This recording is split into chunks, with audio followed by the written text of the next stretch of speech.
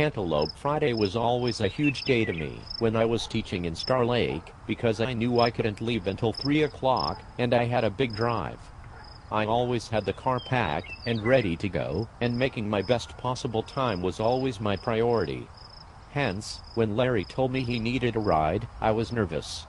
I didn't have time to go all the way to Potsdam, so he agreed to ride his bike to the intersection of 3 and 56, Sevres Corners. I said I'd be there at 3:15 sharp, and he assured me he'd be there by then. I explained that I would be in a huge hurry, and he said he understood, and that I should relax. He guaranteed he'd be there well before 3:15. Okay. So, Friday at 3:15 I'm sitting at Sevres Corners, and naturally there is no sign of life. I wait 5 minutes, that seems like 1 hour. I'm a little pissed. I consider driving toward Potsdam. Maybe he's almost here. Then again, maybe something came up, and he's not even coming. He's got no phone. I could drive the whole 45 minutes to Potsdam and still not find him. Well, screw it. I gotta get going. I continue on to the Cantaloupe.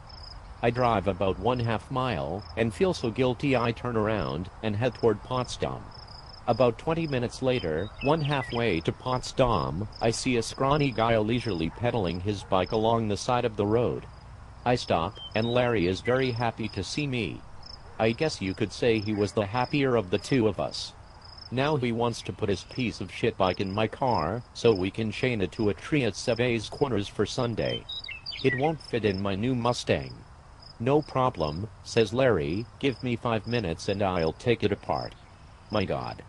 I wait. He gets the wheels off, and starts jamming them in my already full little car. There was dirt and grime everywhere, but I was especially affected by a grease smear and a small rip in my red felt roof. We eventually stop at Sevres Corners again.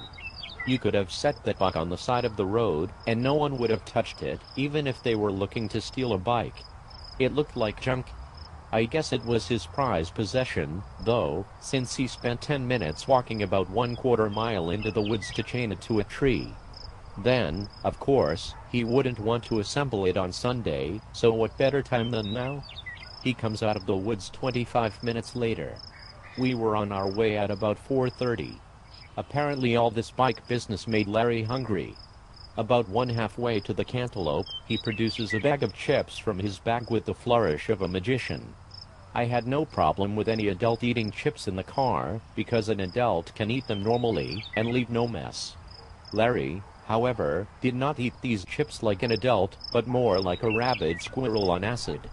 Each chip received about 20 microbites, and the whole elaborate process for one chip took about 3 seconds. The tiny bites came fast and furious. Shrapnel was flying everywhere. He looked blurry to me in a cloud of chip dust, much like Pigpen from Peanuts. I snapped at him a little, and asked him not to make a mess. "1 chip, 1 bite," I begged. He tried. He finished off the bag averaging 3 or 4 bites per chip. When we finally arrived at the Cantaloupe and he hopped out of the car, my freaking seat and floor, basically the whole passenger side, was covered with chip pieces and chip dust. There was easily 2 cups of tiny chip pieces on the seat alone. All smeared in from Larry's ass sitting on them. Christ. Jay, your McD's account is accurate.